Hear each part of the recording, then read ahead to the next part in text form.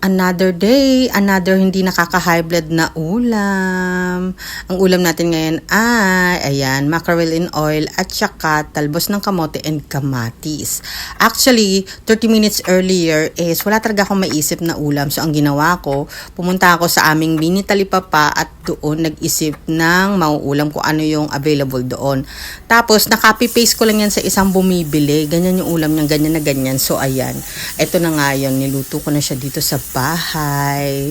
Ewan ko ba, basta ang lagi ko lang cravings is gulay lang talaga. Everyday talagang kailangan may gulay ako sa aking kinakain. Hindi ko lang alam kung dahil sa nagkakaedad na ako. Basta sa mga ganitong edad talaga yan ang yung mga cravings ko. So ayan, as you can see, ginisa-gisa lang natin ang ating kamatis, bawang at sibuyas at ilalagay na natin ang ating ligo na mackerel. So ayan 5 yung laman niya. Parang marami-rami to, no? Compare sa ibang mackerel. So, ayan. Good choice. So, ayan. Naglagay ako ng konting tubig, pepper, at saka, ano ba yung ilalagay natin dyan? Ayan. Ano ba yan? Paikot-ikot pa.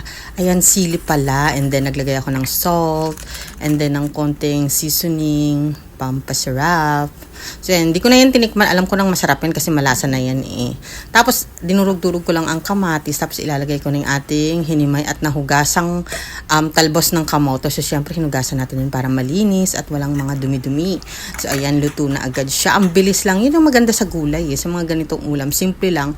Pero, masustansya at sobrang bilis lutuin. So, ayan. Isusunod ko naman ang ating mini tinapa. So, yan, gumamit lang ako ng used oil na hindi madumi. Pinagprituhan lang yan ng tokwa. And then, siyempre, magluluto tayo ng ating tinapa. Bagong-bago nga pala itong tinapa na to. So, kahapon lang yung nabili. Fresh na fresh. So, ang sarap talaga ng tinapa pag fresh kasi talagang ano siya, mahalimuyak, malambot, at saka juicy, ganun. So, ayan ang ating meal. So, ayan. So, syempre, hindi kompleto yan pag wala tayong sausawa ng ating tinapa. Meron tayong kamatis, sibuyas, kamyas, sili, at kalamansi. At instead of bagoong or patis, ang ilalagay natin dyan is Knorr seasoning para masarap. So, yan, hiwa-hiwain lang natin yan lahat-lahat yan ng malala. So, syempre, kung ayaw nyo talagang ma-high blood, mga ganitong pagkain lang dapat kinakain nyo. Oo, hindi siya nakakapayat, pero at least hindi siya nakaka-high blood, diba? Kasi tingnan nyo naman ako, hindi naman ako mapayat.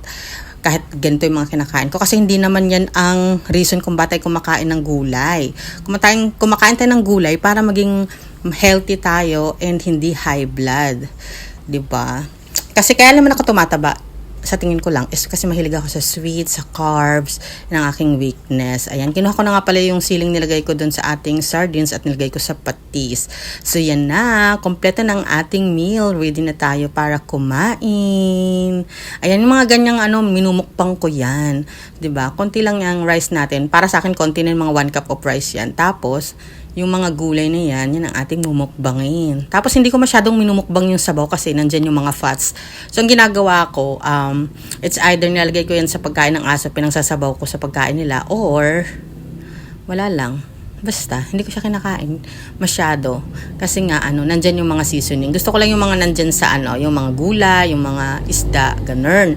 So, yun lang guys. Na-share ko lang aking regular na kinakain bilang isang 44 years old na malapit na mag-senior citizen. Charot.